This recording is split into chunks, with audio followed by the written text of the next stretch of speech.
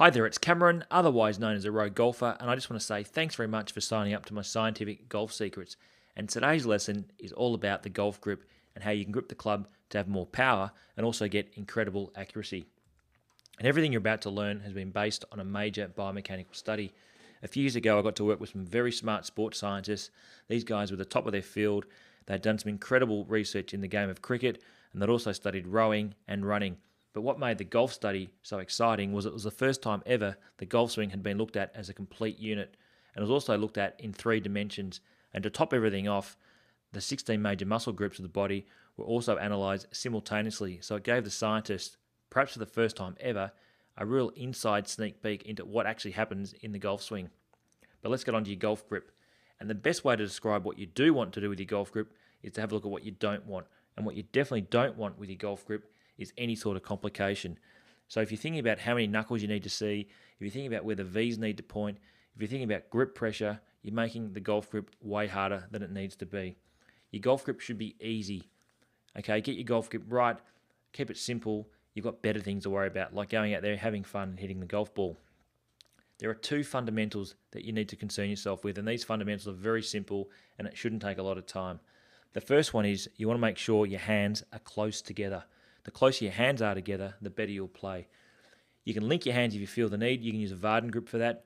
You can use an interlocking grip made famous by Tiger Woods and Jack Nicklaus. Or you don't even have to link your hands if you don't feel the need. You can actually use a baseball or 10-finger grip where your hands are pushed closely together. Any of these grips are A-OK. What you don't want is you don't want any separation of the hands.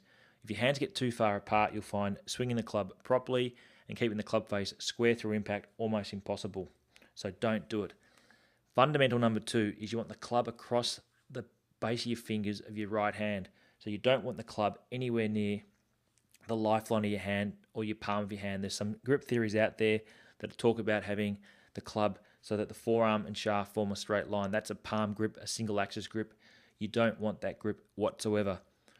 When we were doing the study, we got an independent scientist to look at this single axis grip, this hammer grip, this palm grip, and he said it's the worst theory he'd seen in sport. He said if you actually adopt that grip, you won't be able to play at all. So don't do it. You want to make sure that the club rests across the base of the fingers of your right hand. And the reason you want to have your hands close together and the reason you need the club across the base of the palm is that your objective here is to swing the club with speed. And that's what these 2 fundamentals allow you to do. When you can swing with speed, you've got a perfect golf grip. And that's all you need to worry about, swinging the club quickly. In the next video, I'm going to talk about a mechanical advantage that not only makes the golf swing more simple, it actually gives you a bit of a power boost. And you get this power boost without having to try harder or without injuring yourself. So I look forward to sharing these secrets in the next video. Thanks for watching.